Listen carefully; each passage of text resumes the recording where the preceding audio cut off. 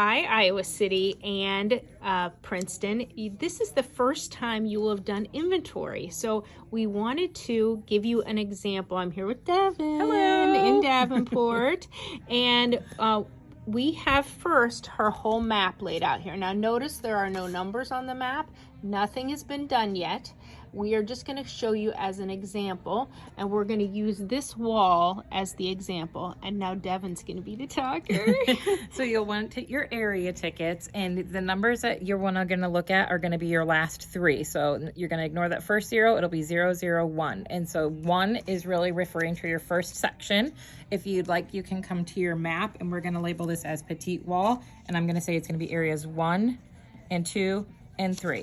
And so you'll take a piece of tape and you'll take your area ticket. You want to make sure you don't tape on the barcode or put any things on there because Regis will have to scan that. You'll put it in the wall, and then I give notes indicating that the wall is going to go this direction. So they'll know area 1 goes from here to here. We're going to start this as area number 2, and it's going to go from here. Even though that dash number is there, it's irrelevant because we're using the 2, yes, correct? Yes, because they're also not always in order. That went from 2. My next one, or 6, is a 4. So it really is just your numbers here. Okay, the number before the dash. And so then this gives them their break. So they'll know to stop counting. This is one section. This is its own section here. We're going to put section 3 down here. And they'll continue to count this direction, and they'll know to stop because there's no more merchandise there. So we really try to get about 100 units per area tag. So this is actually a little less, which is fine, but that's an example. Now Devin's going to do a rounder. So a rounder, most of them naturally are split into 3, especially a clearance rounder. You may have a lot of merchandise on it. You can take this and put it on your natural break. This will become your area 4. They'll bounce off of there and come here and count from here to your other natural break. You can make this then area number 5. Forgot my tape. Okay. Pretend that's number 5 with tape right there. And then you'll come and you'll get your 3rd break, and this would be area number 6. So they will count from this 3rd from there to the edge of the rounder. And again, the number is before the dash. 006. And then you're going to do the entire store, right? Yes.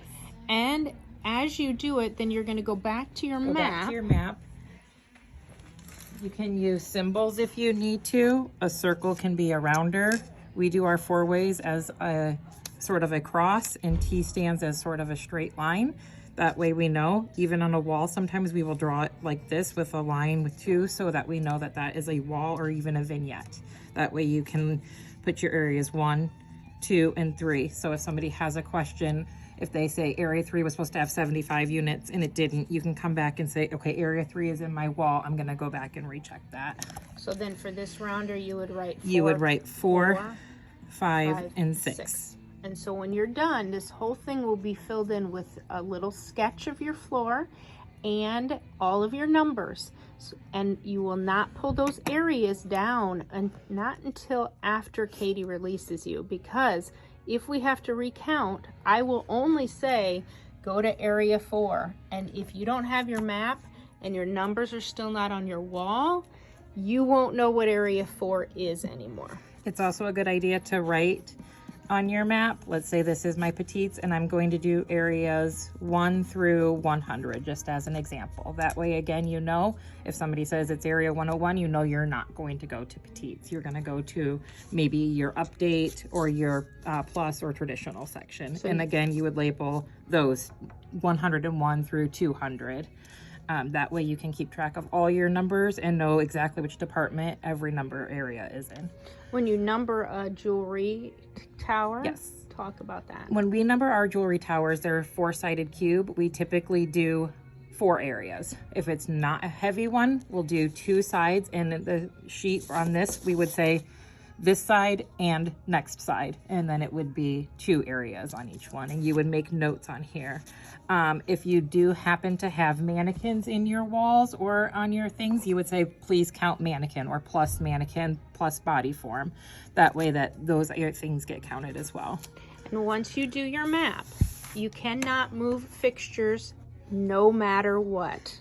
So as an example, if you do your map on Thursday, late afternoon, and both of you will do it with die, but there's no moving a rack at all. There's not, oh, we sold down on this, let's consolidate, let's flip something together. This is rock solid, do not move, do not breathe until inventory is over and you've been released. And also how we do ours is we save our very last 2 areas for our back room, one for holds and one for transfers that have not been processed in the computer. Beautiful. And make sure you make do not inventory signs for paid holds or employee items like jackets and personal belongings. Perfect. Okay, thank you. You're welcome.